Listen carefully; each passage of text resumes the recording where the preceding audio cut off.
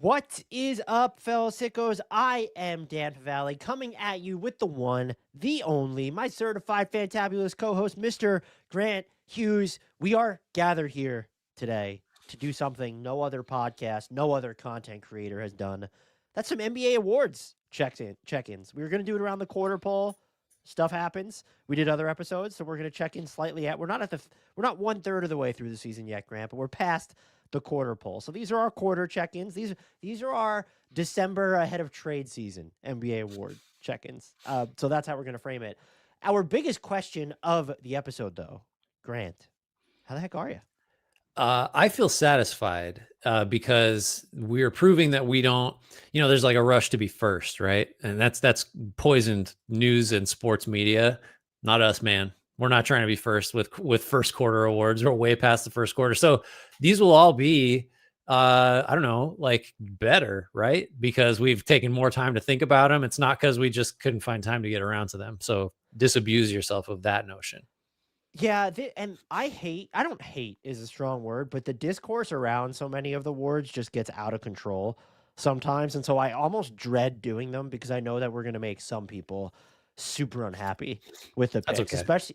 especially when it comes to the NBA's MVP race. And has your mind been polluted at all by all the other takes out there? Did you find yourself swayed one way or the other before we really dig in because of what's out in the ether at the moment? Well, let's first of all, your contact with the ether is far greater than mine. So I'm peripherally aware of the MVP discussion, but maybe let's just get into it because I think that's the most.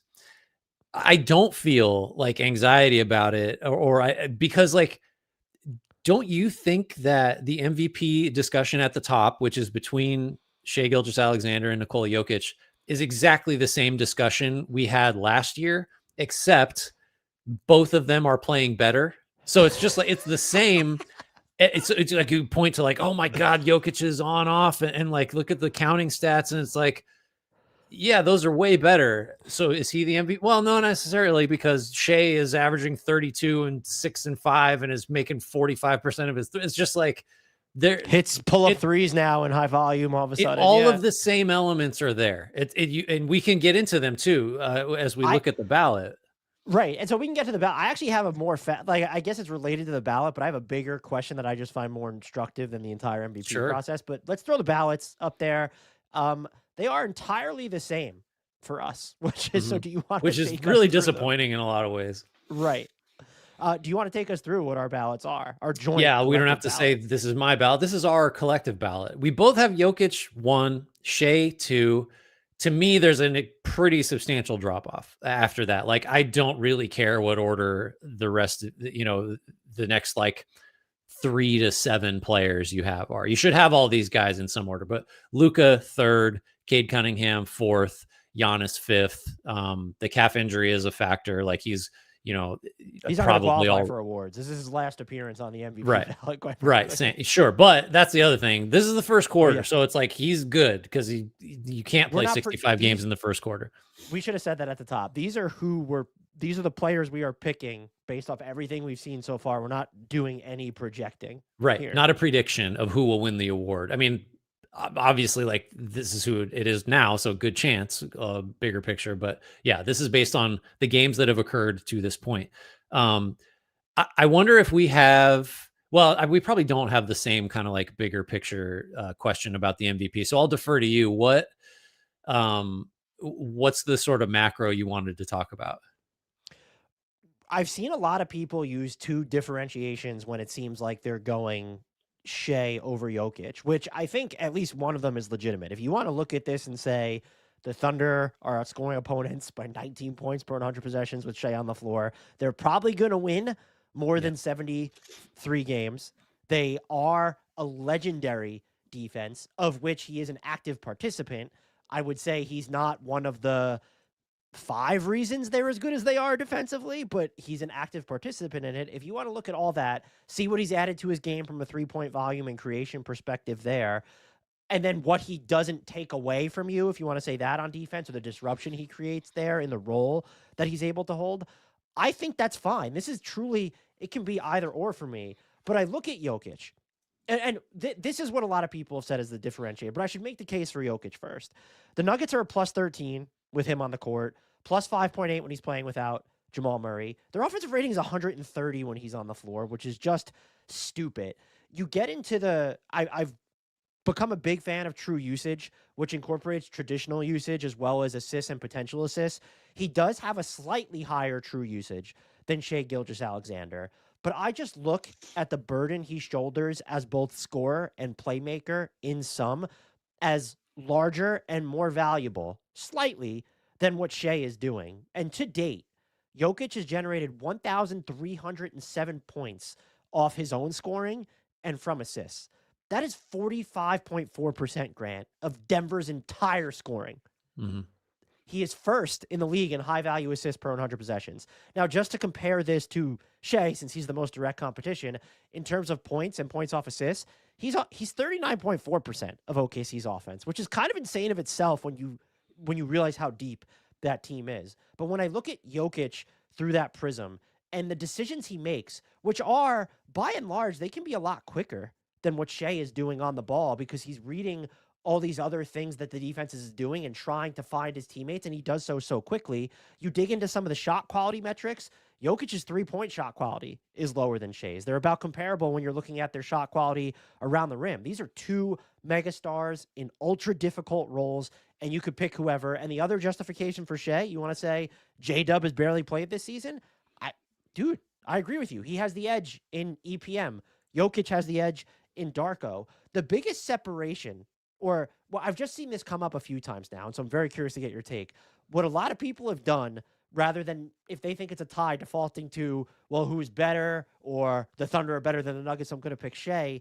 I've seen more of who is easier to build a title contender around, and it's Shea, and so I'm going to gravitate towards Shea. Now, I fundamentally disagree with that premise.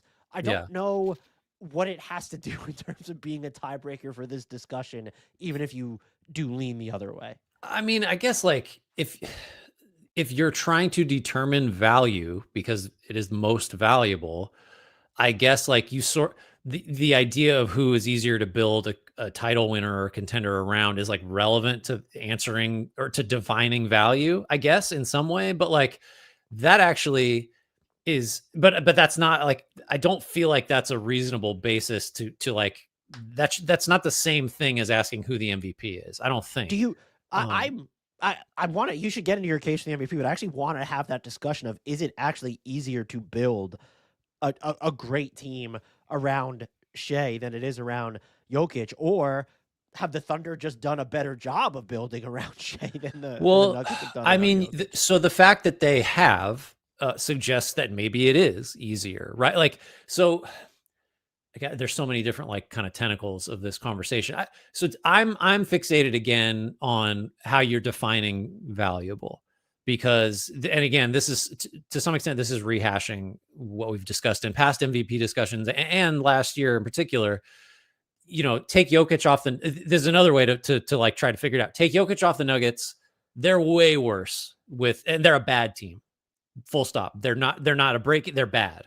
Take Shea off the Thunder. They're probably one of the 4 best teams in the West. It's still like, which isn't Shea's fault. It's not his fault. I'm just saying like, okay, well, so then if we're talking about value to your team in particular, Jokic is more valuable. Now, that's true because his supporting cast is worse. And that shouldn't have anything to do with like how objectively good a player is. And it doesn't, but we're talking about valuable. So I think a lot of people, and me to some extent, I just think of it in those terms. Again, it's just the hazy definition of valuable and like what's allowed to be considered is part of the reason that this discussion is interesting. Because if that weren't a factor, we would just go by like higher Darko, higher EPM. What are the counting stats? Like, and maybe you talk about strength of schedule or something like that to evaluate these things. The beauty of it is their teams are different and so different in so many ways, like historically different in the Thunder's case, that it's like just difficult. It's more difficult to split hairs here. Who's it easier to build around? I mean, I think if you took, and here's the best part about this argument. There's no way to disprove this because it'll never happen. It's impossible. If you took a like definitionally average supporting cast and put it around Jokic, I believe that team would be better than Shea surrounded by a definitionally average supporting cast. And I think that's because I just view the Thunder as so dominant in so many ways that Shea is set up to succeed in ways that Jokic isn't. And that's again, it's like I'm not taking anything away from him. It's just if you have perhaps the best defense of all time around you, like your lift on that end of the floor is just not that heavy. And if like your team's going to score off turnovers all the time because your defense is so good, like there's just ways to succeed. Like the Nuggets don't have a way to succeed that doesn't involve Jokic like that. So I'm more comfortable saying if you put just average dudes around both of them, Jokic's team will be better. And good luck disproving that because you sort of can't. No, I mean, you could do the flip too, where you said take them off their teams, and what happens if you put Jokic on the Thunder and Shea on the Nuggets? Are the Thunder as good as they are right now with Jokic instead of Shea? I would say yes, if not better. Yeah, right. I think why wouldn't the they Nuggets, are they as good as they are right now with Jokic? The answer to me is probably no. Shea is great offensively, and he is going to do more things defensively. But what Jokic does, and look, there's been a lot of people commenting on Jokic's defense this year. I've seen the lowlights. There does feel like more moments where he's just getting absolutely toasted. The defensive rebounding itself is still going to be valuable because the way it ends possessions. He does have good hands when he's super locked in. Who becomes the base of your defense without? Like, there's no fallback like in Denver. If you're adding Shea to the mix, I think they're still a great team, but it's just him and Jamal Murray. Like the way that Jokic plays, he is intuitively an excellent fit alongside everyone. And I don't know if you could say the same. This isn't a Shea conversation. It's about literally anyone else in the NBA, maybe with the exception of Steph, when you're talking about scalable stardom. So I do ultimately hate having the discussion like this because Shea, everyone's seen the numbers, lowest turnover rate in history among a 30-point per game scorer. The level, like the burden that he shoulders on offense for a team that does have Steph, does have J-Dub, does have AJ Mitchell, like does have all these good players on the team. It is kind of insane. I guess where I struggle, not picking Shea over Jokic, but maybe even picking Jokic over Shea like we did, does it get to, like, how do you evaluate, like, it's not Shea's fault that he's on the Thunder. No. And so are we just like, we're getting into things that cannot be disproven, as you said, to where it's, well, I deem Jokic more valuable because the Nuggets can't function without him? Or is it the Nuggets have helped him win this award or this discussion by being the inferior team around him? I don't know. I don't know the answer to that. I think like this is why if you have Shea as your MVP and you're like, I believe this with every fiber of my being, it's like, got it. No, not really. Don't have a counter, really. Like that's totally cool by me. Didn't really have. I think I would have to look back, but like I think Shea winning it last year over Jokic was. I have no problem with that, except I still would say that Jokic is the best player in the world. Like I don't know how you square those two things. I don't know how I can be okay with Shea winning and still thinking that. Part of it is just like statistically, it's stupidly close. I think the only absolute certainty is that right now it's these two guys and a yawning chasm, and then Luka. And Luka's great, but like he's not where these two guys are right now. And if you've got them in a different order, I don't know. So this is okay. This is what we've got a comment here that I would like to note here.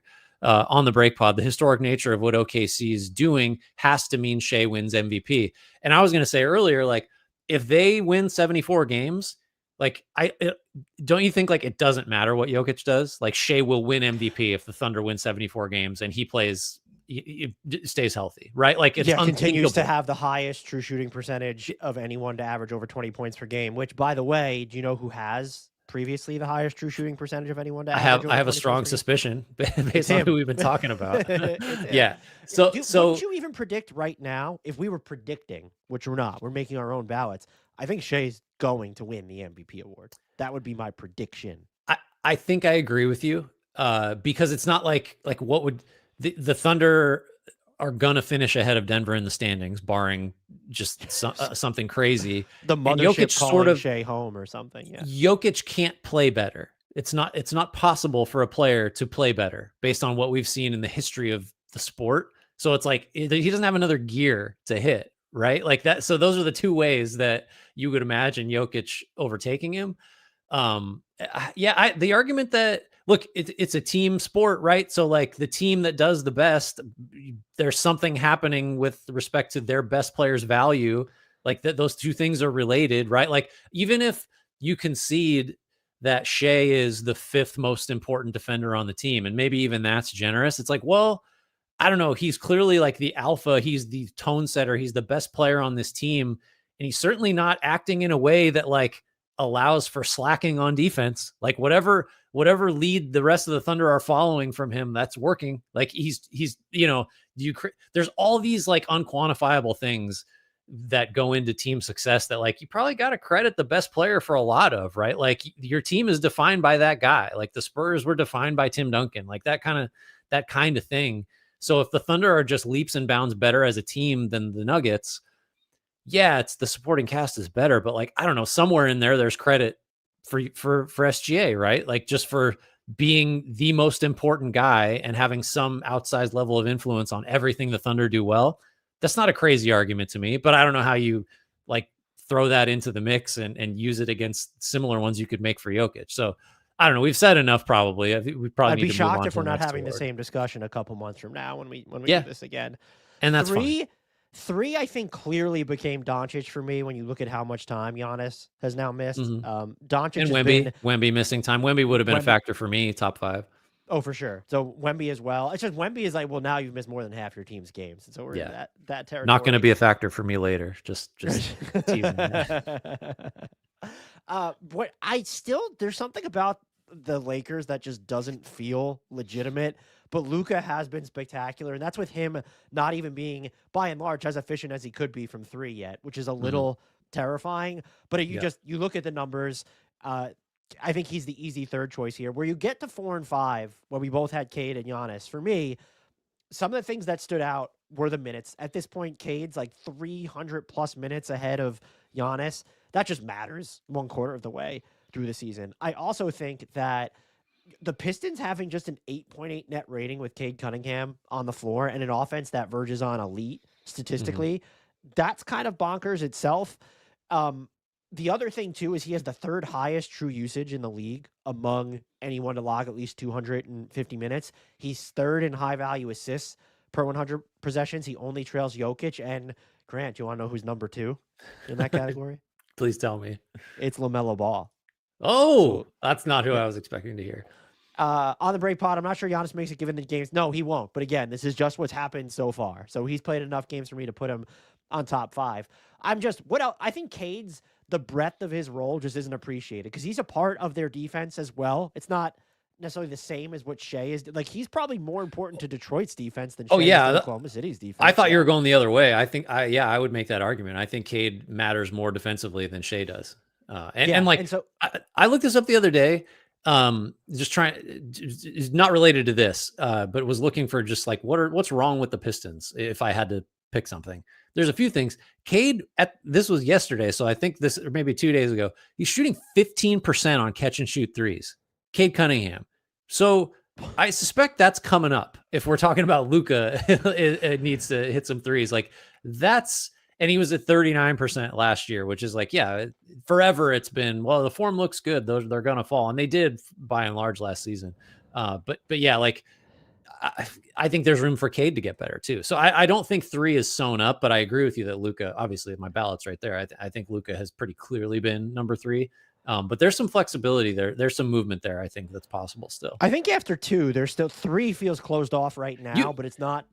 It'd be hard for me to imagine. I could imagine someone else usurping Luka at 3 than easier than Luka usurping Shea or Jokic at 2. 1 and 2 are done. It'll be those 2 in some order. Like longer list guys. I don't know if you have similar to me, but like not serious considerations at all really for top 5. But like Donovan Mitchell, Steph before he missed the time. Even with that, Anthony Edwards, Alperen Şengün, Jaylen Brown, Tyrese Maxey.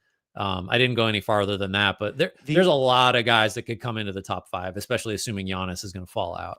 The other name, I'm both obligated to mention it, and I believe it. Jalen Brunson was someone else I considered. Right. Yeah. Yeah. And sort of looking at the curveballs at play, and this is a question from on the break pod, is if the Celtics take the number one seed in the East, does Jalen Brown get consideration over Cade? He's absolutely. I mean, if you write off Giannis and Wemby from being in the final ballot, I don't. There's at least 2 spots in the top 5 that are up for grabs. So it Mhm. could be. I'm trying to think if there's anyone we glossed over that just comes out of left field. It's like just Jalen Johnson. The Hawks end up being like the Yeah. 3 seed or something. Does he end up Yeah. being on those ballots? No, there's this is an illustration of how early it is because there's a dozen names that could be fourth, or better. Are you able to take us through your defensive player of the year ballot? Yes. Controversial, frankly. Sorry. Oh, you gave me first of all. So I have Wemby at number 1. I don't care about the games played. Like he hasn't been disqualified from the full season award yet. That's not really neither here nor there. He just is transformative, and everything he does on defense is. There's just never been anybody like this guy. So until I can't pick him, I'm going to pick him. Chet number 2. I have Bam number 3 on my ballot, I'll fix which that. That's my the bad. picture is Amen. Which hey, maybe at the end of the year I will have Amen Thompson up there at 3. And Bam was the third spot was tricky. I really thought about Rudy Gobert there just because the numbers are again just sort of undeniable in terms of his impact on Have the you Wolves met? Is defense. there a team like in recent vintage that you look at the numbers on paper and it's all right? Top 10 Mhm. in offense and defense, that you watch them and you're like, was this the team that like this just doesn't align with what I'm seeing on You paper? know what's wild too with the Wolves, and this is not really Gobert centric, although maybe there's something to it. Um, their late game execution is just shit. It's bad. They had Yeah. a Suns loss, a Kings loss in November. They just gave one away, and I watched it, and I can't remember who the other team was now. But they shouldn't have lost that one. And it's just like yeah, so their underlying numbers, like overall, their offense is whatever, 6th, and their defense is not or whatever it is, they're top 10 on both ends, but like they're fundamentally flawed in like how they try to score at the end of games. And that's a thing we've known for a long time. And maybe like I don't know what that is, but that If yeah, only I they agree could with you. trade some first round picks for like a top 7 or a top 8 Yeah, draft for pick like that they could develop. Yeah. a water you have to use the word water bug because that was just always in the description. Just a water bug scoring guard that could come in and play right away. Right, right, Uh, right.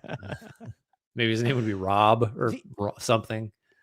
look, I can't contest you putting Wemby at 1 other than to say that I don't think he's going to qualify for, and he's played in less than half his Yeah. team's games, which is why I left him off so far. But if Mhm. you think he's played enough games, there is nobody that's defensive player of the year. Rudy Gobert, you mentioned it. The numbers for me are just too insane. Mhm. He's 5th in rim points saved per 75 possessions, and the Wolves are 14.5 points better per 100 possessions with him on the floor defensively. That's the difference between basically being the Wizards on defense and then having the second, being not the Thunder on defense. And in number 2, opponent rim frequency declines by 12 percentage points when he's on the floor, and teams take a lot of those bailout floaters against him or when he's on the court, which they're missing because he's doing less when you look at the percentage of his shots contested at the rim, and it doesn't feel like he's covering both sides of the pick and roll as Yeah. well. Yeah. At the same time, like he's still forcing dudes to miss those type of floater shots. They're 7 points Mhm. percentage worse teams are when he's on the court. If you're going to be your team's lifeline, we went through this kind of with Jokic for MVP. Rudy Gobert is that defensively to Yeah. Minnesota still. Now, Mhm. is that a feature or a bug of the Timberwolves? You could decide, but I don't know if he'll stay here for me, but he is a one-man system still, or a fringe Yep. one-man system, which this late into his career is pretty wild. Mhm. We both have Chet too. Did you watch any of the I don't have to phrase it that way. In the first half, which was not really relevant pretty quickly again in the cup game against Phoenix, which was playing without Devin Booker. The Thunder were up 50 at one point in that game. Maybe they won it by 50. I checked out at halftime. I'll just admit that.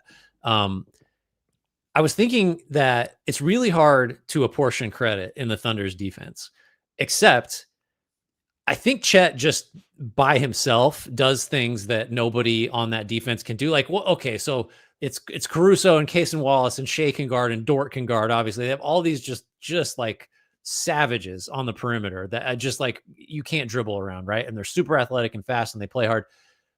You can interchange all those guys. You could take Caruso out for 2 months. The Thunder are still going to have the best defense in the league. I think Chet, the way he changes shots, like he had a bunch of highlight blocks, right? Where he just like got there and the guy was on the way down and he swats it out of bounds. But he made Royce O'Neal miss a layup that he should have made. He made Dylan Brooks miss layups that he should have made just by kind of being there and like his mobility at that side. Like Chet really, we've talked about this before. If not for Wemby, I think Chet would be a great bet to win like 3 or 4 DPO Yep. wise over the course of his career. Like he's just he's a wrong place, wrong time guy in terms of like generational defenders.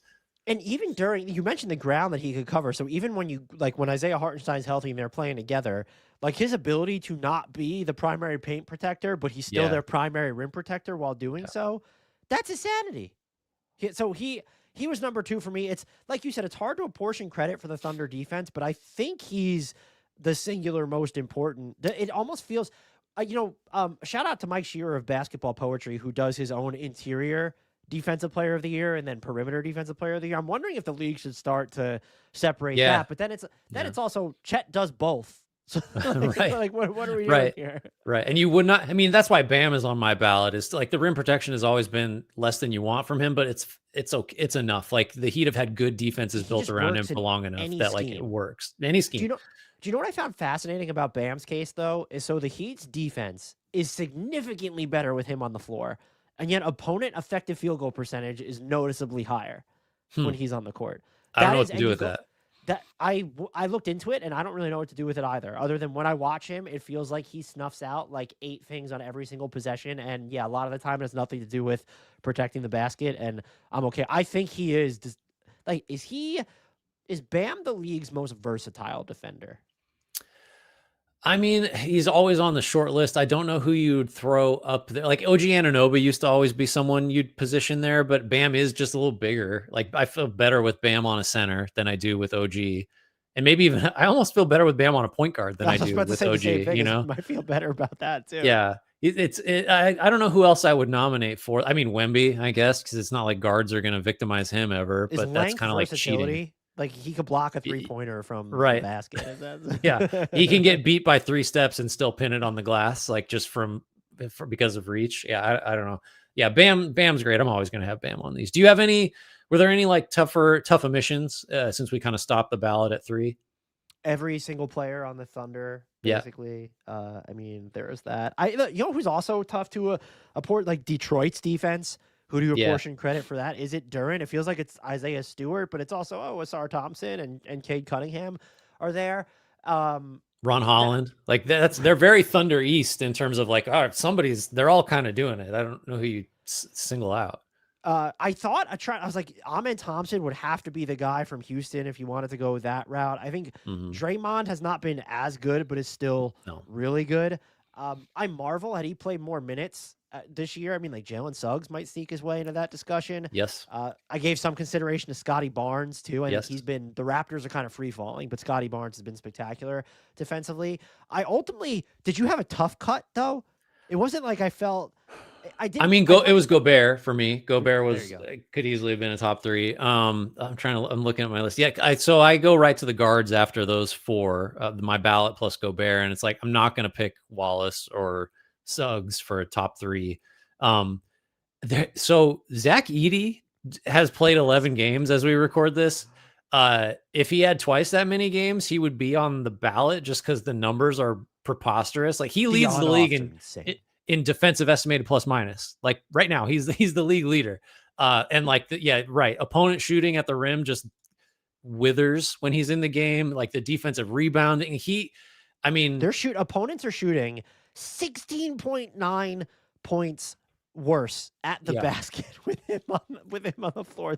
And you can cite the small sample, and you should. But like, how bad would he have to be for the next 11 games for those numbers to still not be incredible? Like, he's been so good since coming back that like he could be objectively terrible for a week or 2, and he would still have a statistical case, I think, for being among the best defensive players in the league. Do you think? Well, how many games has he missed this season?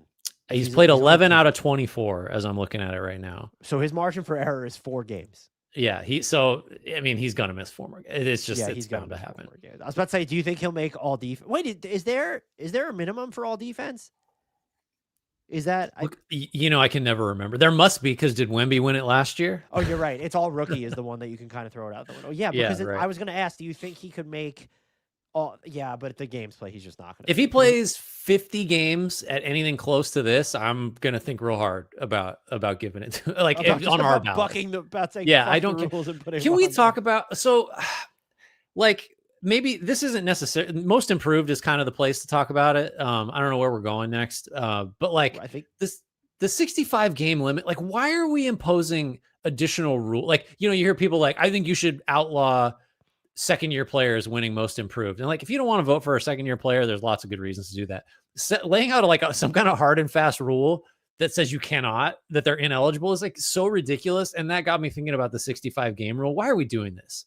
And like, how stupid does that rule look now, when all the conversations are about it's impossible to play NBA basketball for 82 games? Like, the human body can't stand it because it's so fast now and so difficult to play. And yet there's this rule that we have that eliminates guys that, like, the rule was stupid at the outset, and it looks even dumber now because it was designed because we want TV revenue or whatever to coax these guys to play more.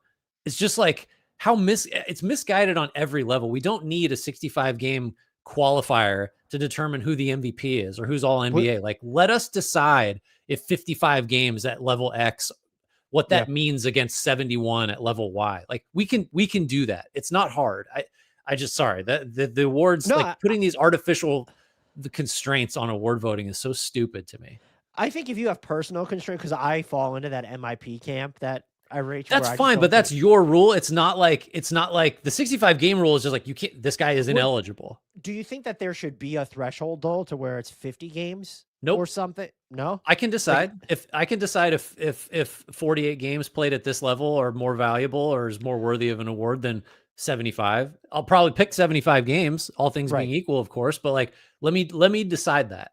Now, I'm just playing devil's advocate because I agree with everything you said. I wonder if is there the risk of veering too far in the territory of, is the NBA admitting what is true, that 82 games is too long at that point, by getting rid of the threshold, and then it dilutes the meaning of the regular season? I don't know how much that actually matters, because I'm not sure.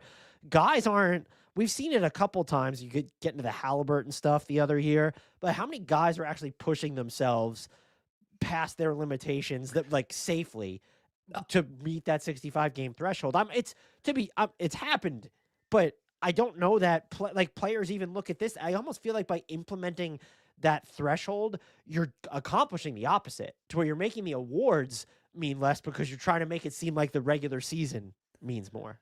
I think if one, it's like impossible to know like who would or wouldn't have played if not for the rule with like back spasms or what, like whatever, like, Jason oh, my calf's Tatum not would have come back already.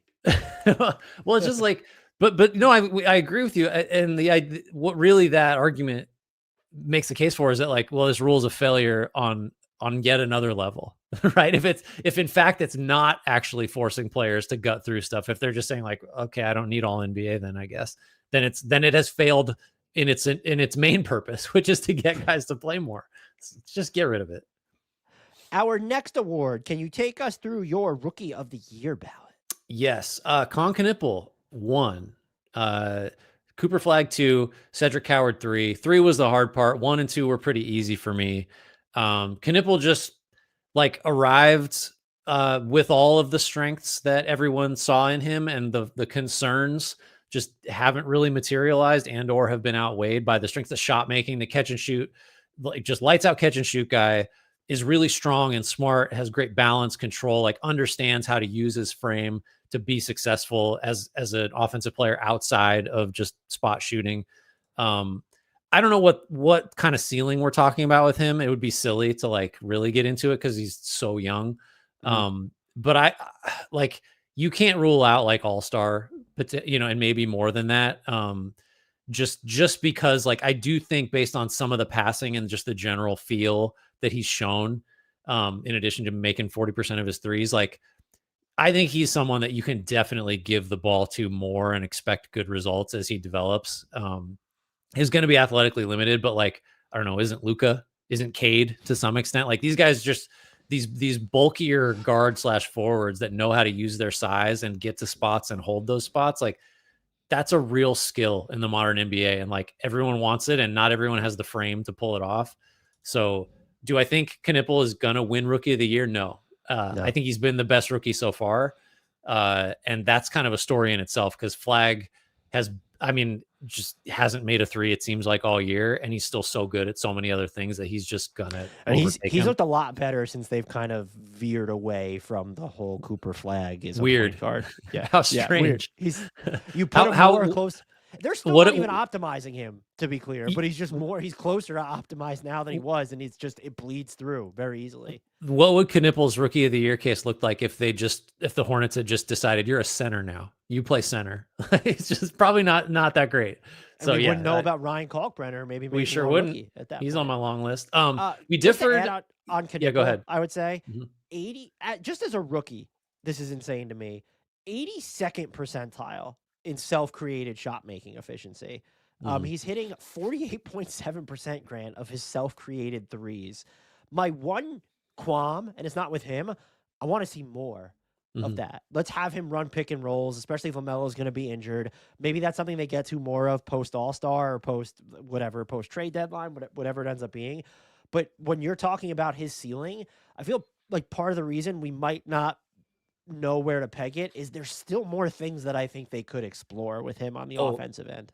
well, and you're talking about more pick and roll stuff. I mean, I think I imagine him in an offense like the Heat run, and he's such an intuitive cutter, and he sees the floor so well that like I think he would be hugely successful in that kind of system too, where it's just like the Heat kind of operate on like if the guy's open in the right place and the pass is on time, he scores. It doesn't matter who it is. I think Knipple would be phenomenal as both like the setup guy, the decision maker, and the finisher in a scheme like that. So like I agree. Like there's a lot of ways, conventionally and maybe unconventionally, tactically speaking, for him to be much more successful going forward.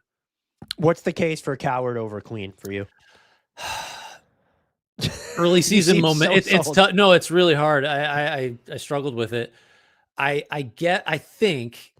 think I like it's easy. It's easier for me to understand like what Coward is. Maybe is like because statistically they're fairly comparable. Queen had the triple double recently and has been just playing better lately than Coward. Like if we'd gone another week or two, maybe my ballot would be identical to yours, and I'd have Queen there.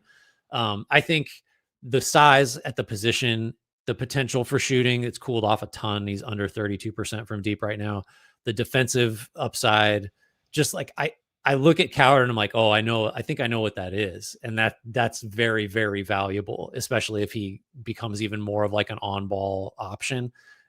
Queen is like, I mean, I maybe we know what he is, and maybe it's like the Jokic stuff and the Şengün stuff. Like that's I don't know if that becomes a player type, cool. But it's just like those guys seem more like anomalies. But Queen's been really good. I'm not gonna knock what he's done so far. Yeah, I just look at him already being the foundation for so much of the Hmm. offense himself, having to run. He's in the 76th percentile of true usage just as a rookie big man is kind of bonkers. The fit in New Orleans also hasn't been like him and Zion when Zion was healthy was not. They made it work, but it wasn't super intuitive. You have defensive concerns, and I think because you don't have that with Coward, who has taken on. Remember what we talked a lot about with Jalen Wells last year, the difficulty Hmm. of his role on defense. Hmm. Cowherd has taken on a lot of that this year too from the wings. I just with the recent like not being able to hit a three basically over the Yeah. last 10 games, it was and with Queen because Queen kind of had the slower start and he was working through an injury at the beginning of the season.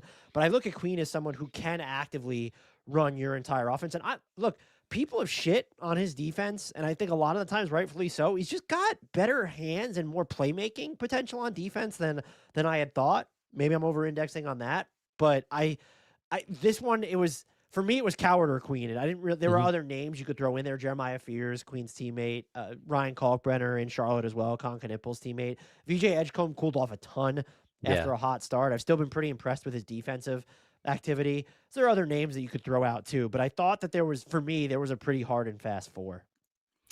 I agree. A couple other names to maybe mention here. Say it. Sion James cooled off. Ryan Nemhard, that's another one. Like if we've done this, if he keeps this up and there's another week or two, like Nemhard feels like an all rookie team guy potentially. If this persists, it's just like he hasn't been doing this all season. So the sample's a little small there if we're giving just the award based on what's happened to this point. Will Richard, uh, There it Ace, is. I was waiting.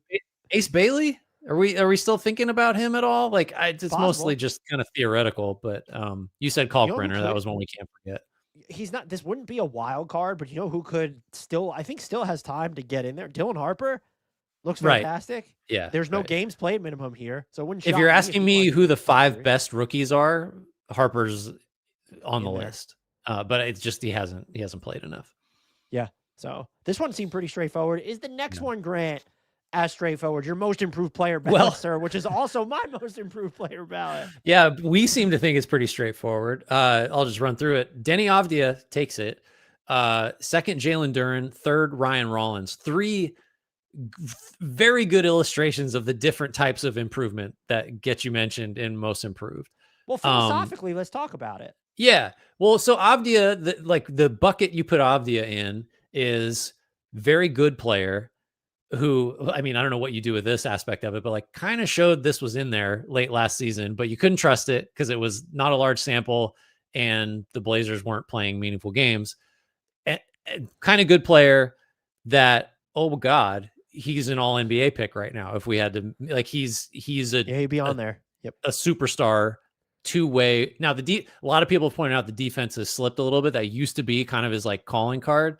I'm going to allow it because When you're he's averaging 25 and 5 on when like you lead the watermark league in efficiency, drives and you're he leads. taking on a He leads the league in like assists off drives too. He's passing yeah. 50% of the time out of like this guy is the everything to Portland's offense. Right. So And it's I'll a allow bad it. offense, but that's because they don't have guards. Like you Well, wonder if they'd had guards, what he would look, would he be allowed to do this? Like, and what does it look like if and when they do have guards again? well, the other thing I don't too take the is ball out of his hands. right, but the other thing too is that they're in the 70th percentile of offensive efficiency when he's on the floor. Pretty good, right? That's a huge lift for him. Like, yeah, for sure. He's a superstar. Like has played like a superstar so far. This season, yeah, for sure. So like you're talking about like the level of leap. Like it's kind of like it's really hard to go from 45 wins to 55, and it's even harder to go 55 to 65 as a team. Like the only higher leap is if he were to become a player like him would join the MVP discussion like in a year, right? Like that's the only higher level leap. What's the Duren archetype like for improvement? This is different from Avdia, I think. Yeah, it's sort of like the initial leap that Denny Avdia made, to where we think this player might be good. We're not sure of his value, but then you watch him in Portland after a slow start last season, and it's, oh, he's gotten better incrementally on defense. The offense, he shoulders more of a self-creation burden. He's never been more efficient on self-created shots. The Pistons' offense, when Cade plays without him, is really, really bad. So, like, just the gravity, like the utility he provides as a screener with the vertical gravity. He's not, his assist numbers don't pop, but because he's a threat of making plays in space or in the short roll, and just, I don't want to see this all the time. I think they've done a better job of blending it than they did 2 years ago or whatever. But like, yeah, this is a big man that can grab a rebound and dribble up the floor or just attack in space, put the ball on the deck.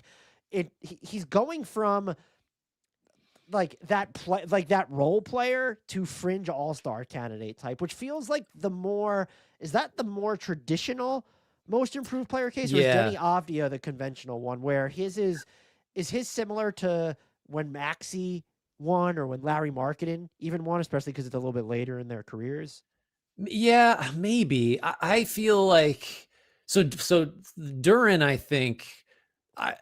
I think he gets a little bit of the, oh, that's a new skill. Like that wasn't there before, kind of most improved classification because, and you mentioned it, like he now just can take his man off the dribble from a standstill and lay the ball up or get fouled. Like he's drawing way more foul. Like that just Free throw percentage he, is up too. That's a big he thing just as well. couldn't do that, right? Like, so that is just, I don't know if like he was not encouraged to do it, or my suspicion is like he just wasn't good at it and now he's good at it. That's like the definition of improvement. The other thing, and maybe it's hard to say whether this matters more, it matters at least as much, is I never really felt good about him as well. He's the anchor of a very good defense. I don't know that I'd go that far yet. I think because we've talked about the Pistons have a million good defenders, and I think Duran, just frankly, is the second best defensive center on this team. I think Stewart is better. Hmm. Um, he's a key part of a very good defense. Like, he's not hurting the Pistons defense. I think he is a plus defender, and that was just like, I don't think I didn't feel confident that that was ever going to be the case with him. Just because of some of the lapses that he would show, some of the rim protection numbers were like not as good as you'd like them to be. Yeah. So the new skill as an offensive, just like, I can score now on my guy. That's a valuable thing on an offense that it's kind of Cade or nothing a lot of the time. And then he is a major contributor to one of the best defenses. Like, so the level he's at is not, he's not at Avdia's level. But I think, I really like like, this is a new thing that he's doing. Avdia is just doing like everything more and better. It's not like Avdia. I don't know what Avdia would have had to do to add a new skill. Maybe it's just like the drive frequency or something. Let's talk about Ryan Rollins though, because this is yet another very different type of candidacy. Like, basically, like, if you hadn't, if there was a shot you were never going to hear his name again in an NBA scenario Hmm. 18 months ago, maybe even less than that, and now he's the second best player on the Bucks for my money. So yeah, what have you seen from him? It's just, I mean, look, everything he's doing, we saw maybe hints of it last year, and he's just turned the dials up to 11 on it. There's still a lot of the 3-point efficiency that's being carried. Is he's shooting 46% on catch and shoot threes? Fine. Like, that's okay. Yeah. Like, if he's going to shoot 33% on self-created threes, then kind of so be it. Someone who could get the ball inside the arc and force defenses into rotation. We've seen that from him. The 6 assists per game have been huge for the Bucks this season. And then just someone who is, it's not even that he is not going to hurt your defense. If your defense is going to be good, he can be a critical part of it because of the level of assignments he's able to handle in the backcourt. And he's just super, like, the word's not aggressive. I guess just like active and steadfast on that Oh end, yeah. where it's just like he's not going to get thrown off by screens, or he's not going to lose his guy off the ball. He's just hyper aware, might be the way to describe it. And he's also the guy where it's, you mentioned, if you thought he was going to be out of the league 18 months ago or whatever, it's okay. He has this low baseline, but we're in year 4 for him, and he showed something last year, and now it's clearly that it's been sustainable. And did you ever look at him as someone who like he can kind of be, you don't want to call him the captain of an offense, but like, no, he can be the point guard in your Mm-hmm. offense. And it doesn't matter which star he's around, just because he fits alongside everybody.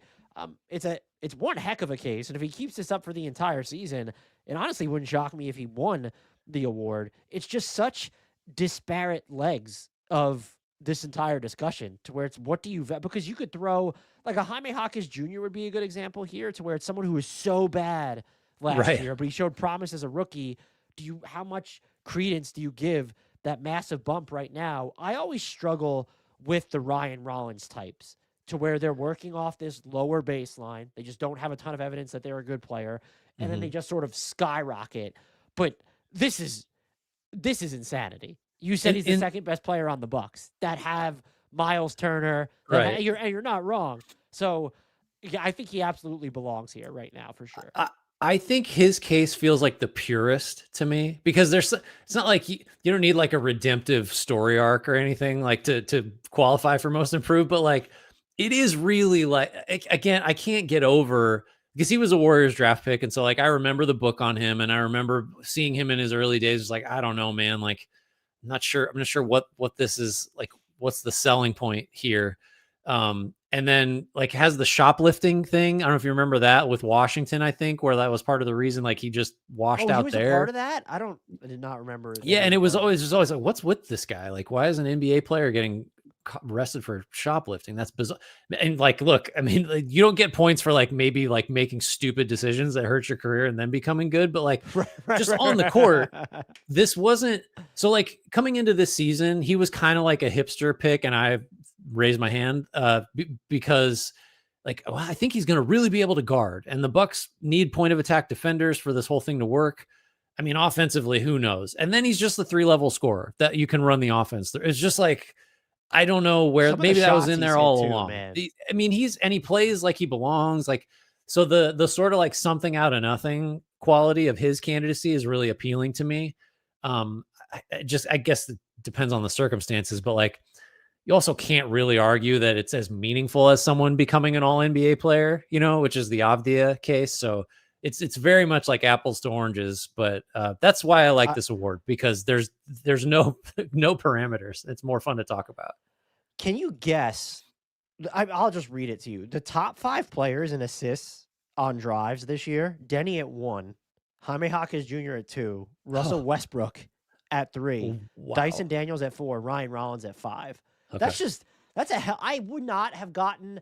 Maybe I would have gotten Denny Avdia preseason, Yeah. maybe, Yeah. and honestly, Yeah. probably not. I wouldn't have predicted that. We're more than a quarter way through. I never would have predicted this. Not even Right. close. Who else did You you got consider to put on the ballot? so Austin Reeves was someone, because I think you could cut and paste a lot of what we've discussed with Avdia and just apply it to him, right? Like, I mean, he just has shown in prolonged stretches this year that he can be the best player on a really good offense. Like, and I didn't think that was in there for him. His career trajectory has been, I mean, angled steadily upward. Like, just look at points per game; it's going up every year. Like, that's one way to do Mhm. it. But like, the things that he's asked to do have increased year over year, and he's just getting better as he's been tasked with more important stuff and higher usage and surrounded by like less help in a lot of cases earlier this year. So he was a hard omission, especially if it's like, are you comparing him to Ryan Rollins? Like, who actually has made I don't know, bigger strides? After that, it's kind of like, I don't know. In some order, I'd just jump in whenever. I would throw Hawkes in there. A lot of that seems pretty system dependent, but like you said, like he was pretty easy to leave for dead after last year. Nikhil Alexander Walker and Jalen Oh yeah, Johnson, I think Jalen both. Johnson again. This Re- would be the 3rd year he's being mentioned in this discussion. Reed Shepard, like, I don't know, like Second year nobody. player though, I couldn't do it. That's why Right. AJ So Mitchell sorry, wasn't here for me. I will consider him, but you don't What have to. do you know who has an interesting case? And I will be forcing us to talk about him in the next segment. Please. Colin Gillespie, Yeah, another like just didn't really Ryan have a career. Rollinsy. Yeah, Yeah, right. two prior. This is his 3rd season. His first one was with the Nuggets. He'd be what he's doing in Phoenix right now. That was on the Nuggets, kind of insane. But yeah, there's some of those cases. But like you go Josh Minot in Boston Mhm. if you wanted to go the kind of out of nowhere from left field types guys. This I'd be curious to know. There doesn't feel like a doesn't every year it seems as if there's this polarizing selection or somebody that creates division. The MIP ballot so far, at least, does not seem to be following that same calculus. I wonder if Giddy would be that guy if he had, like, I think, because a lot of people would say, like, I don't know, the bottom line's still the same for his team. The triple double stuff is cool, but he's not really different other than like he's continuing to show he can shoot if Mhm. he's open. Um, yeah, I feel like, what are your thoughts on Keontae George? 3rd year guy. I mean, is he efficient enough? No, that's the thing. Like, so he, to me, because just look at the counting numbers, right? Up 17 a game last year, up to 22, just under 7 assists after 5.5 last year. Way bigger role. He's making over 40% of his shots from the field overall, which is new. 39% his first 2 years. Which is new. He Over he 50% on seems twos to his credit and getting to the foul line. yeah, and if you'd done this 2 weeks ago, we wouldn't be like dismissive, or I wouldn't be quite as dismissive, but like he seems like someone that is the wrong kind of most improved candidate in a lot of ways, right? Like points per game is up, he's just playing more. The game's not super different. A lot of people that have been close to the Jazz have talked about how like he just kind of seems like a more mature, like less chucky kind of like real NBA player. But like, so he's down ballot for me, but I just, that's the kind of candidate that I'm like, I don't know. Is he like, he just is, it's more isn't better necessarily.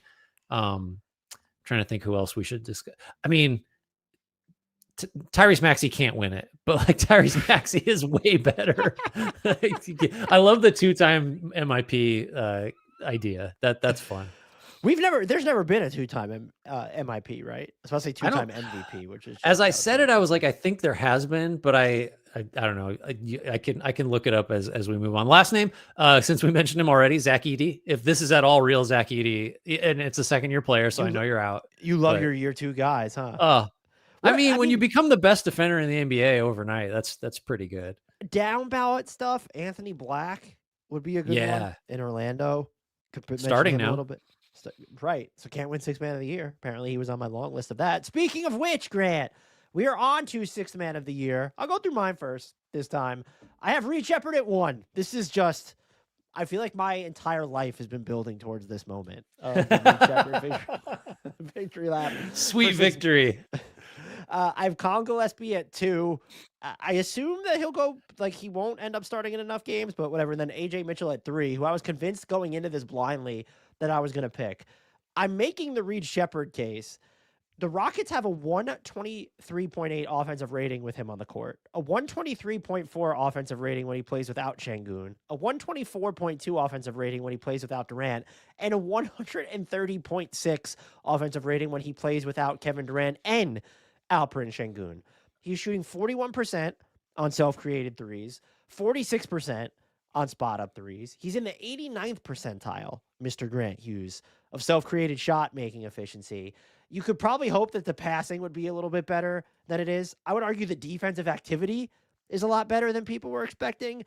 The Reed Shepard emergence, affirmation, breakout, whatever you want to call it, we're not waiting for it, folks. It is actively happening, and it's a game changer for the Rockets to have we might, I wonder if we're going to have this discussion at some point, is he still eligible? Like, did they just decide that he needs to start in every single game? This is, if you wanted to argue why the Rockets don't need to do anything at the trade deadline, it begins and ends with what Reed Shepard is doing to me. He's not the most important player, but he is the mother of all swing factors. He is who we thought he was. After like some real moments, like months last year, like, and even early this year, I remember talking about like, hey, he's getting targeted on defense. If this is going to be how it is, he's never going to make it. And do you remember, what did we both say though? Because it was their first game was against the Thunder.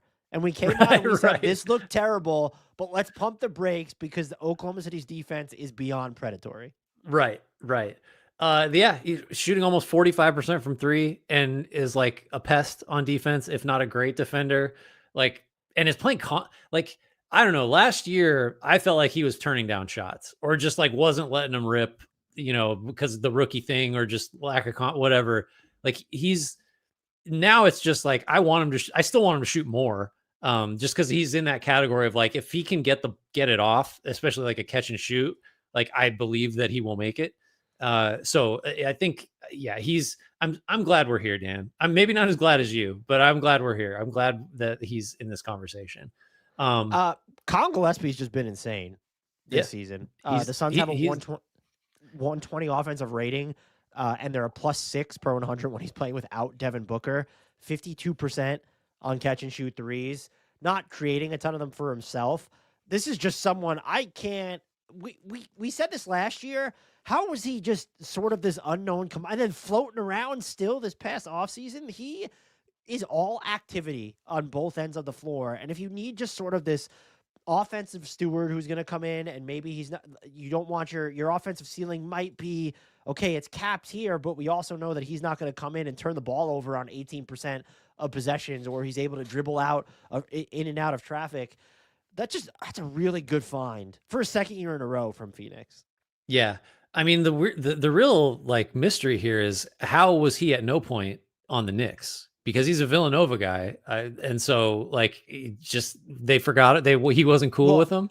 Well, I think we honestly know that Jalen Brunson probably felt threatened by this level of skill. That's right. That's why he got rid of Dante. No, I think that's a great pick. I am glad that I only have one of the 3 players you have on your ballot. I'm actually here. shocked that the overlap. I would have guessed that the overlap we had was AJ Mitchell. Oh yeah, I mean he's obviously like among the tough omissions, but I partly because I don't think it's gonna last. I put Jaime Jaquez first on my 6-man ballot. Like you can already feel it slipping away. I can feel it happening, and like some of the well, I'll get to it. But like 16-5, and just like, and part of this again, I can't get more than a sentence into it without being like, but I think it's a little bit, the system is kind of perfect for him. Doesn't matter. This isn't most improved. We're not, we're just talking about impact as a bench player. His game is built ideally for how the Heat play, which is just, he'll just run into his defender and spin or not, and just beat him under the basket and try and make a 2 point. Like, that's what he's great. And he can pass out of those situations too.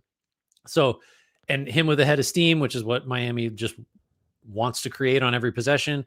Great. Like, it works. The Heat's offense is worse when he's on the floor. Their net rating's better, but that's mostly defensive, and because they offensive rebound the shit out of the ball when he's out there. Part of that is him. He just has been, only Bam has a better on-off split on Miami. So it's like there's some, not even advanced, but some underlying data that's favorable for him. He's just been really good. I don't know if it'll continue, so I'm giving it to him now. Isaiah Stewart. I'm sorry. Go ahead.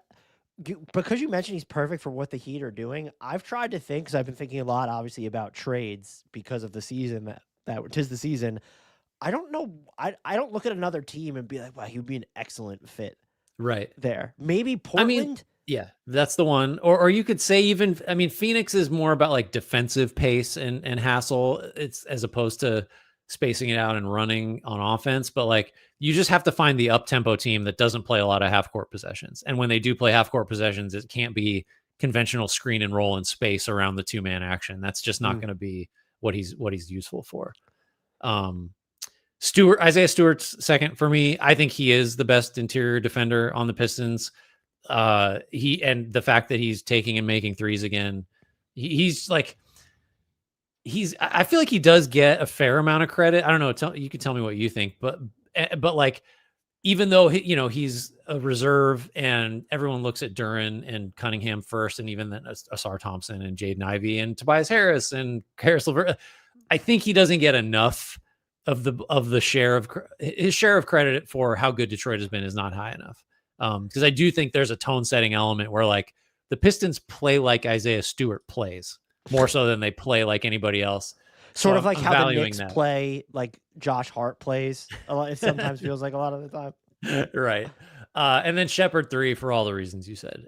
He's sort of was an undeniable top 3 for me. My down ballot list was pretty long for this award. I think I said before we recorded that it ended up being the longest. I also had Josh Hart. I think he'll end up starting too many games because the Knicks are back to the old starting lineup. Cam Spencer, been great in Memphis. I had my Hawkins. Keldon Johnson, quietly good for the Spurs this year. Quentin Grimes, Naz Reid, Anthony Black, Ayo Dosunmu. I had Isaiah Stewart too. Jeremy Grant starting again in Portland at the moment, so we'll see if he stays there.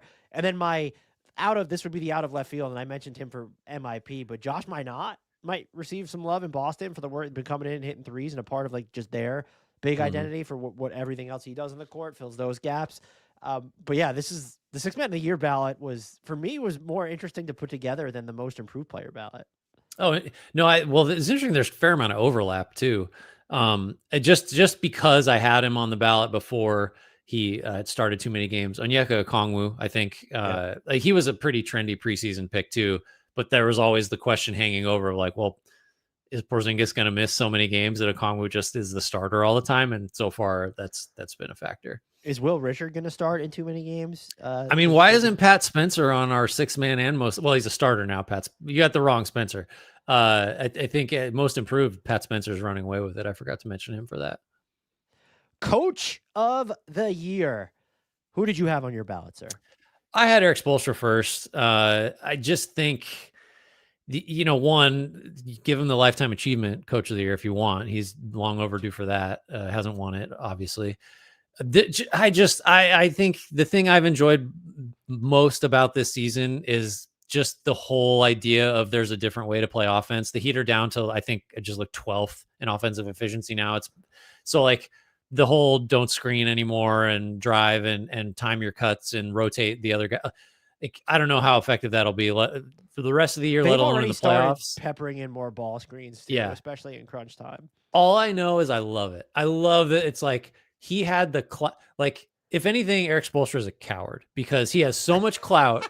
He could have gotten the green light to be like, you know, we're gonna try this year, 5'7" and under only. That we can't have any players over 5. Like, what happens? I don't know. Like, everyone has to like. There's just like try something even weirder. You have to play only left-handed layups. That's all that's allowed. Just he could have made up like a million different things, and everyone would have allowed it because it's Eric Spoelstra and like he's kind of unimpeachable as a coach.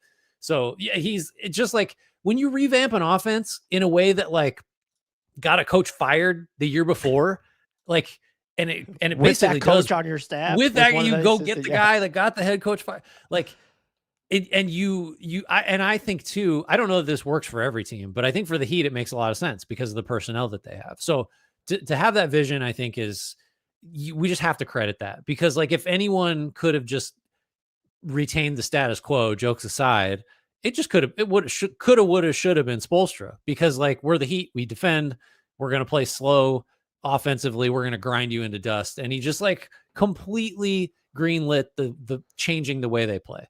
So there's that. Dagnall, if you're on pace to win more games than any team's ever won, you're gonna get a Coach of the Year nod. And then JB Bickerstaff, I thought the Pistons would maybe stay the same or take a step back.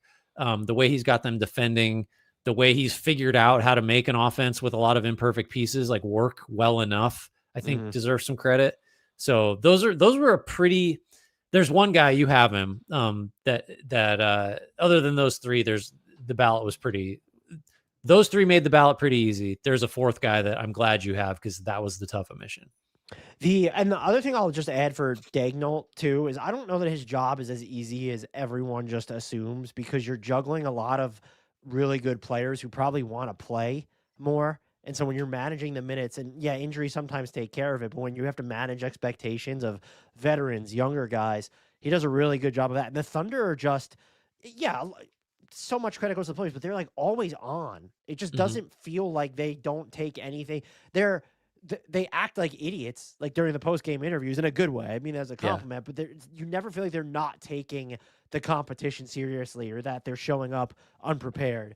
I think he deserves a ton of credit for that. And also, you mentioned it with the wins, but they are right now, the distance between net rating between them and second place is basically the Detroit Pistons' net rating. So they are a Detroit Pistons better than the second best team in the league, which is the Houston Rockets by net rating. But I have Joe Mazzulla. And there might be Celtics fans who are mad that like they're even in this discussion. You're just contending all of a sudden for a top one spot in the Eastern Conference. Your offense that does not have Jason Tatum, that traded away Kristaps Porzingis, traded away Drew Holiday. You could argue maybe that helped the offense. But Boston is 5th in offensive efficiency, and they don't get to the foul line. They don't have guys that are doing that. The performance they've gotten out of Jaylen Brown this year has been great. He'll probably receive some down ballot MVP consideration when all's said and done. And he's piecemealed together a lot of the rotation. You know, Derek White has not been the best version of Derek White for most of this season. Been playing a little bit better recently. Sam Hauser kind of having a whatever year. You're getting by with a lot of Pritchard. Simons hasn't been great this year and is playing a ton of minutes. Namias Queta, Josh Minot, we've mentioned it a couple times. Jordan Walsh, Luka Garza coming in giving you minutes. Hugo Gonzalez is kind of like low-key just a monster to like just one of those guys you don't want to play against. Joe Mazzulla is a psychopath, and if you want results, might be the best kind of psychopath Right. because the Celtics are good and are going to be asking some weird questions as they get to the trade deadline when they're looking at the tax bill, their draft pick status. Is Jason Tatum going to come back? I have to imagine, insofar as a team can adopt a coach's identity, the Celtics have done it perhaps this season more so than any other. Does that mean that the whole Celtics roster cannot define the word fun or give an example of something they do for fun? Right, and they're all going to give outrageous quotes about just "I was born into darkness" or Do whatever they? he said in the Yeah. Do they? Do they explain everything using war metaphors? Is that what they Or are do? they watching The Town 3 times a day? I think I'm glad By you the had way, Missoula. have you ever seen The Town? I haven't seen The Town. You haven't seen The Town? Come on, man. No, I think Joe Mazzulla has seen it enough for all of us. It's a good movie. You should watch it. I think he deserves like some extra credit in addition to everything you said for like it's obviously really hard to evaluate NBA coaches. We always say like we see a fraction of what they actually do and try to judge their whole like level of quality on what do they do, how do they manage their timeouts, and it's like that's like the 10,000th most important thing Or that a what's the coach does. cliche I hear throwing around is where, their game plan is just a little bit weird or wonky, and then no one Right. proceeds to elaborate on what that game plan Or is or or it's why like, it oh, was off. we criticize rotations all the time. Why isn't he playing this lineup? Doesn't he know the net rating? As if like the coaching staff is unaware of the concept of like lineup data. Like, come on. But what I think, so he gets credit for Boston being shockingly successful relative to expectations, obviously, but doing it in a way that is like they are making they're making tactical choices. Like that, so like their extreme 3 point, only the Warriors shoot a higher share of their shots from three. The Celtics never get to the foul line ever. They're dead last in free throw rate by like a billion. They foul a ton. But like they don't get to the rim. They are really like they're deeply flawed in a lot of ways that you would use to evaluate a team conventionally, but they're like leaning into those. And you can imagine it would be easier for like a one size fits all. Like we're going to shoot this many threes. We're going to focus on getting to the rim. We're going to try to draw. Like I think he gets credit for Boston having these wild ass like outlier stats like by design, like they're doing the absolute most they can with the personnel they have, which is another like credit to the coach. So I winning in a weird way almost like counts double for your coach of the year status, like just because Boston can't be this good if they play like everybody else does. I think Missoula has isolated like here's the weird stuff, the extreme stuff we got to do, and they're doing it and it works. Anyway, so The tougher, I did have Spoelstra on my down ballot, but a tougher cut for me from all this, the two were Jordan Ott, mhm. just Phoenix plays in a different way, and maybe a lot of it was just refreshing the vibes there, but they're competing even when Devin Booker's just not. I mean, they got slammed by the Thunder like before we recorded this. Again, not a good Um, evaluative tool. the other name, and I feel like he'll probably lose traction as the team gets healthier. The Spurs are 10-4 without Victor Wembanyama and Yeah. seventh in offense, and they haven't had De'Aaron Fox miss time, Dylan Harper miss time, Steph Castle miss some time, and also you're getting Harrison Barnes is just awesome now, and Keldon Mm. Johnson is awesome, and so you have to credit him with just the way they've even used Luke Cornett. You have to credit him with the way that he's just managed the roster and what the offense has turned into. And I think he probably deserves the most credit for. You and I discussed some of the concerns. We ultimately defaulted to, we think it'll be fine, but the dynamic with the guards who like to get downhill, the Spurs are like, they're not heat, but in the half court, it's like drive and kick. Like these guys are Yep. constantly getting downhill or passing out. Uh, kudos to Mitchell Robinson. Mitchell Robinson. Oh my God. Kudos. I'm sorry. Kudos to Mitch Johnson. Did I call him Mitch Robinson at the top of the segment too? It wouldn't I don't think surprise me so. I if I think you did. got it right there. But kudos to him for what they've been able to do in San Antonio while Victor Wembanyama misses more than half the season. Yeah. I mean, Mitch Johnson is a shit You were gonna offensive do it. rebounder You were compared gonna to Mitchell Robinson. do. So that's the main thing. No, I think I didn't even think about him, and I really should have. I think I think Darko Rajakovic, or Rajakovic. We were just dropping the ball on Coach Rajakovic. I don't know. The Raptors have Case generally, was stronger 2 weeks ago, I think. yeah, that's the thing. But overall, I think they've outpaced my expectations. And again, you can attribute like some of what has gone well to like they're tactically like trying to play a certain way. So like anytime it's like a coaching style seems to be influential on a team's success, I think that counts a little extra. Ime Udoka, I don't know, it's just that team was, we knew that He team was was going to so be good, but disgusted. well, we're talking way down ballot. It's just like, yeah, he's not going to win it, I don't think, unless the Rockets like somehow catch the Thunder. I, Um, I was waiting to see if you were going to say his name, but if we're talking about stylistic shifts, Mike Brown deserves a mention here as oh, well. potential 3-time coach of the year, Mike Brown. That'd be There's no fun. way he wins it. No, But I he's mean, not. as we're recording this, New York is they're second in offense, but they have a borderline top 10 defense, and that's with Mitchell Robinson being one of the most unreliable players in the NBA.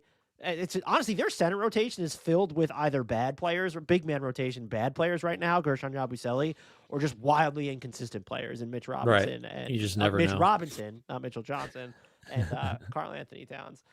Are you ready to go on to executive of the year? Everyone's favorite Yes. award, right? Who do you have? So we have Onsi Saleh first. I mean, that trade alone, they got Atlanta the number one. In my mind, have we talked about this? In my mind, it's already the number one overall pick that the Hawks have. Like, and I think that's because I want my just criticism, and everybody probably feels this way to some extent. I want my criticism of the Pelicans to be ultimately validated, like, which is to say validated in like the ultimate way, which is you didn't just Well, give up a pick that had a chance to be in the top 4. You gave up what turned into the number 1 overall pick. That's so in my mind, that pick that Atlanta has is number 1 overall. It's already given. well, do you know what's funny is that people are trying to backslide on the takes from that because of how good Derek Queen is, and I don't understand why we That's a can't separate whole the podcast on process its own. from it. Yeah, I mean, it's not even a whole podcast. It's just he could end up being an MVP, and the machinations by which they acquired him were objectively stupid. I think totally agree. Obviously, totally agree.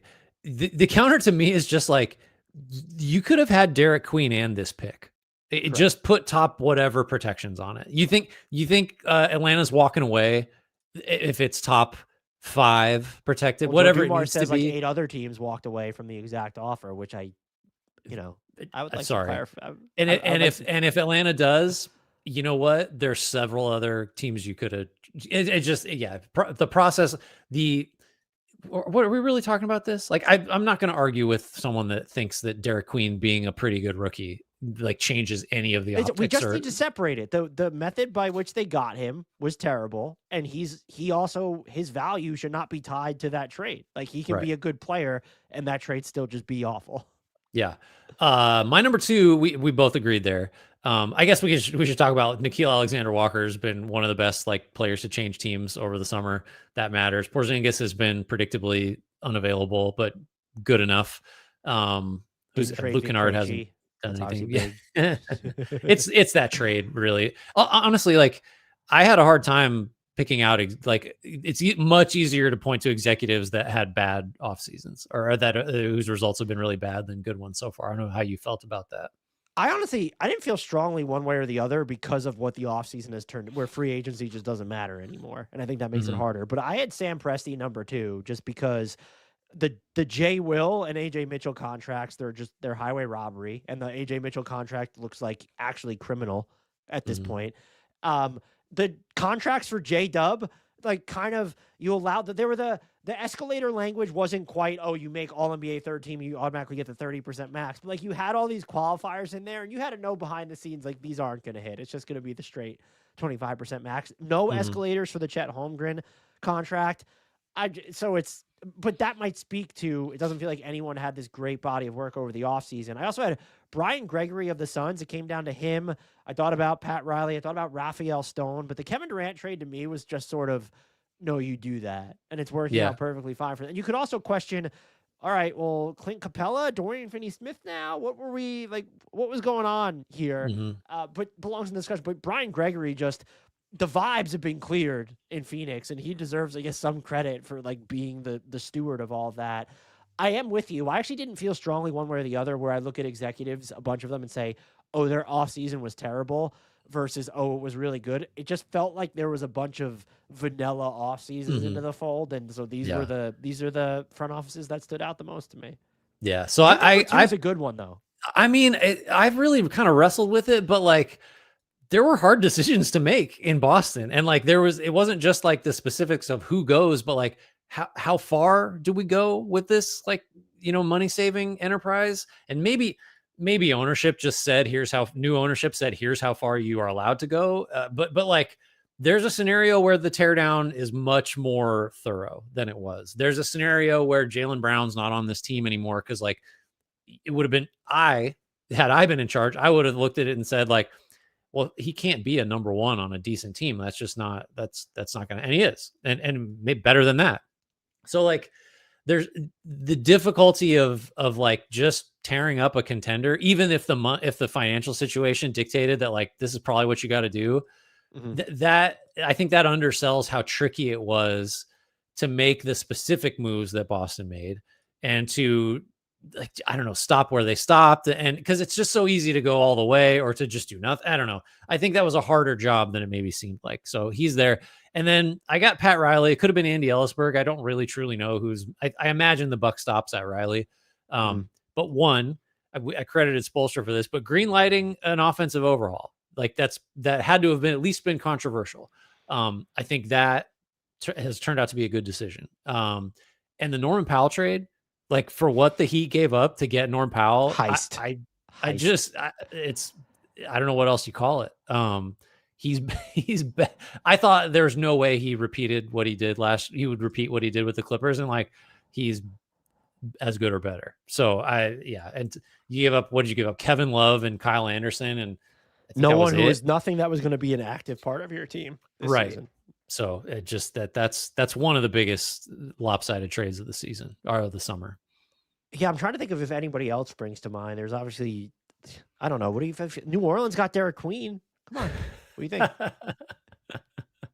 I really know. I mean it.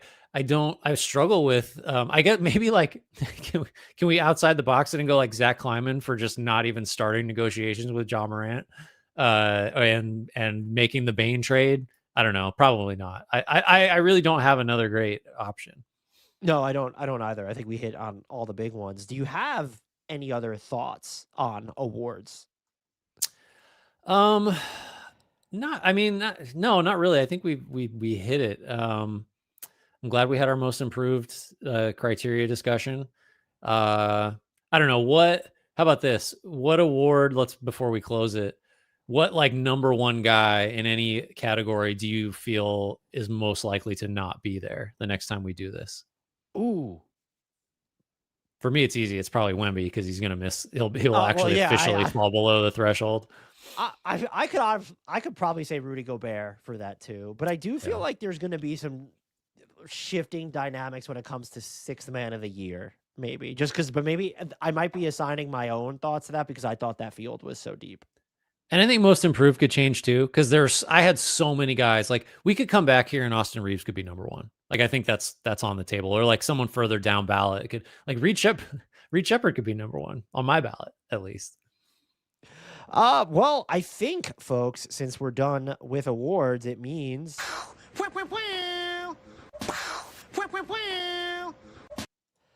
it's stat padding time. Mini segment from Grant and I think we each have something for each other, if I remember correctly. No. Did you want to start us off? All right. I'm going to try my very best to articulate this in a way that is, one, easy to edit, and two, easy for you to understand. So Dan, the Miami Heat have killed the pick and roll. It's official. They took it out back and they shot it. We'll never see the pick and roll again. It's gone. So in memoriam, I have compiled a list of the NBA players in the last 10 seasons who have logged at least 900 possessions when credited as the pick and roll ball handler. Generally speaking, that has led the league. So what we're talking about is over the last 10 years, who has come close to or led the league with at least 900 possessions as a pick and roll ball handler. There are 6 players. I'm going to give you 3 strikes. I believe you'll get 1 or 2 right. Okay, so there are 6 players who have run in a single season? Mm-hmm. In any of the last 10 years.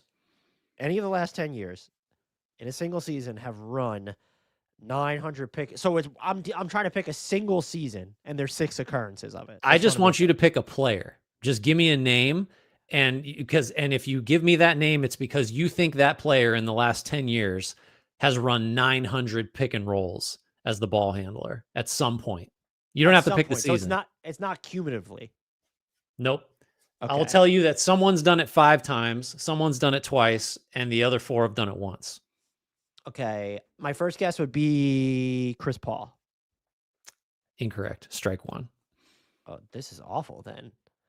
All right. That's so much. James Harden. He is on the list. He did it 1 time. That was 2016-17. He ran 944 pick and rolls. I guess he's always been ISO. So I would have shocked that he didn't do it more. Luka Doncic. Nope. Hasn't. Strike 2. Oh man, this is going to be over so quickly. How's it feel? It doesn't feel great. No. Who is run and over the last how many years? 10 seasons. So we go all the furthest back we go is 16, 17. Pick and roll heavy player over the last 10 seasons. How many of these names am I going to hate myself for? There's the guy that has done it 5 times and has led the league in pick and roll ball handler possessions like more than that in the last decade. You'll be upset that you didn't get. Russell Westbrook. Russell Westbrook is on the list. He is not the 5-timer. He also, like Harden in 16, 17, crested 900. He had 967 pick and roll ball handler possessions. What about he's got LeBron? No, not LeBron. Strike 3. I want to give the first guy that should have come to mind. Well, I don't know how I would have done on this. Probably not any better than you. He defines his team's offense. He's a great passer out of the pick and roll, but he will shoot the pull-up 3, and that's why it's dangerous. He's a great passer out of the pick. Steph Curry? No, there's no way he didn't ever do it ran once. 900 pick and rolls. That's been the Warriors fans' criticism over the years. What am I There's saying? been more pick and rolls, please. I can let me tell you a couple of the other one-timers. D'Angelo Russell, which is fun, never would have gotten him in a trillion years. You got Russ, you got Harden. Damian Lillard did it once. He had over 900. Wow. Kemba Walker did it twice. So you got to go like that gives you the sense of like when we're talking about, because that's in like he did it 18, 19 and 16, 17. Jalen Brunson did lead the league once. That was 23, 24, but it was only 809. So he didn't meet the cutoff. The guy that you should have known is Trae Young. Had 5 seasons of at least 900 pick and roll possessions. In 21-22, he has the largest share on record, 1,066 possessions credited as a pick and roll ball handler. That's the most of any season of any player in the last 10 seasons. I'm annoyed I didn't get Trae. I never would have gotten D'Lo. I don't even think I would have gotten Kemba Walker. I know. No chance for me on D'Lo or Kemba. Yeah, no way. All right, good. I would have said Chris Paul. I would have said Chris Paul first, by the way, also. That was the one I thought I almost knew I was giving myself a strike. I felt this is too obvious. Well, the thing is, like, the best Clippers years were like 14, 15, and that's outside the range we're talking about, which is just basically we're just old. It was nice to get some of my own medicine for a change. Now you're going to get dealt some of your typical amounts of medicine. Okay. Grant, and you will get 3. I don't know, maybe 3 is too many. You might only get 1 strike, but you need to guess. Let's guess. How do I want to frame this? Guess which player leads each NBA franchise in all-time 50-point games. Oh. So I'm going to give you 3 strikes per team. We'll get to work through this, but I'm going to bounce around the league. I've chosen the teams mostly at random. We're not going to do every team. Okay. First team up, they're not yours, but shout out to our video editor, Andrew, Boston Celtics. So most 50-point games in Boston Celtics history? Correct. I'm going to go recent. I'm going to go Jason Tatum. That is correct. 1 for 1. Who has the most all-time 50-point games in Lakers history? Oh. Well, I mean, there's an obvious answer, but scoring was not what it used to be, or scoring didn't used to be what it is. I'm not going to say Kareem, and I'm going to regret it, and I'm going to say Kobe. 2 for 2. Kobe has 26 50-point games in a Lakers uniform. This is regular season and playoffs combined. Jason Tatum led the Celtics with 7. Boston clearly doesn't have scorers in its historical arsenal. Next franchise, the Chicago Bulls, who leads them all time in 50-point games. This feels that's bait, or this feels like a trap. I have to say Michael Jordan. That is it's correct. Michael, 38. Nobody else has more than 2. There's nothing scarier than one that it has to be this guy. Who leads the Knicks in all-time 50-point games? I do think these are going to get the first few I thought were close to gimmies. I think these are going to get harder. for what it's Great that worth. I struggled with all three of the first ones. Okay, the Knicks. Do we go recent again? Or do we go super recent? I'm gonna try to read your face here. Which way I should go? What would be recent Well, versus Jalen Brunson would be super recent. This not my official pick. Carmelo Anthony would be recent, but not as recent as Brunson. Or do you go further back? It was just harder to get 50 a long time ago. I'm gonna say Melo. That is incorrect. Strike one. Do I get to know who it is? You get 3 total strikes for this entire exercise. So this could just be over if I don't get it for the Knicks. Jalen Brunson. That is incorrect. Strike 2. So we're gonna have to go back. How far back do we go? Oh man. I'd like to phone a friend. Can you tell me the answer? Do I get a hint? Are hints allowed? Can you give me a decade? I can give you a decade, or I can give you a clue. Would you prefer the decade, or I can give you a word? I can give you both. Think 80s, and also think royalty. Oh, Bernard King. That is correct. He leads the Knicks with 5 all-time 50-point games. Okay. So you are 2 strikes deep of your 3, sir. Who leads the San Antonio Spurs in all-time 50-point games? Man, well, I know David Robinson has at least one because he scored 70 on the last day of the season one year. Did anybody else ever get 50? Tim Duncan just seems like he would, out of respect, stop at 49. Out of respect for what? Respect for the game. Just like no one should score this many points. I can imagine him. It's like, this is too showy. I don't know if Kawhi probably got close. Tony Parker might have gotten close. George Gervin probably. Yeah. Are we counting ABA? I'll just say David Robinson because I know he at least had one. That is incorrect. We'll implement a rule that you get a strike back if you make it past. So now you have 2 strikes. You have 2 strikes. Now, and it's not David Robinson. I'll just go George Gervin. That is correct. Okay. He had 5.